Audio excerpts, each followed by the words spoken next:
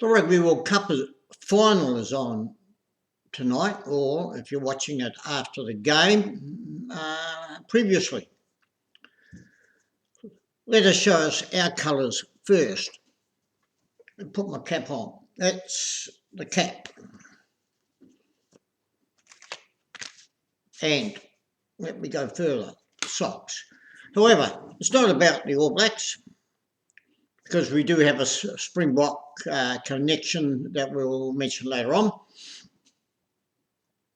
It's all about what the game and the final is tonight.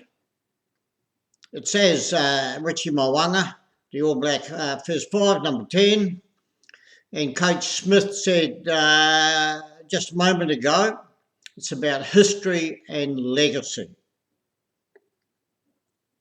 So, Richie said that he's not thinking about the future, he's only thinking about the game tonight.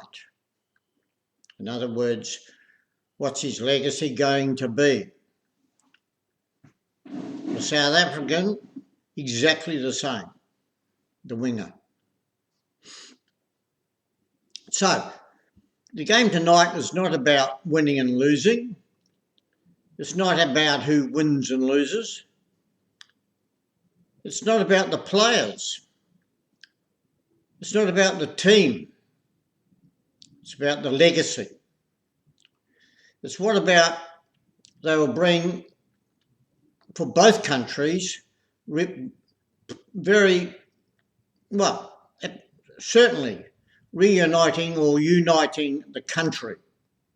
We've had the forever flu. We've had our challenges, both sides, both countries, and their solution to reuniting both countries, and that has been shown up in the support, as Coach Smith said today, for New Zealand. The amount of support has been overwhelming. South Africa, exactly the same. It's all about legacy. So let's have a look at legacy. We saw Sam Whitelock, who's playing in his 4th Rugby World Cup final. That's a legacy. Mentioned his grandfather. His grandfather fought in World War II, got shot in the leg, had a hole in it, and played rugby for the All Blacks in 1954. He played with a plug in his leg.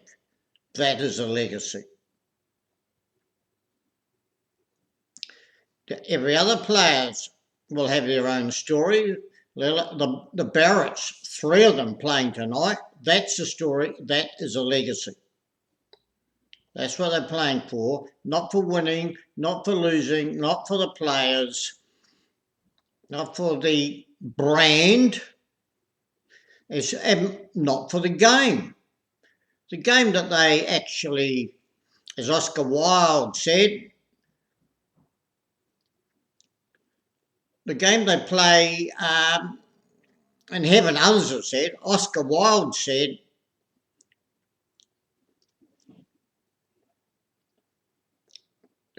a hooligan's game played by gentlemen. So let's go back to our Springbok connection. It goes back to my father, who played against Danny Craven, who had a legacy with the 1937 Springboks. He was in fact captain. My father played against him in 1937, and then after the war in 1956, selected the New Zealand University side. They beat the Springboks in Wellington. My father coached 3 All Blacks that we can name.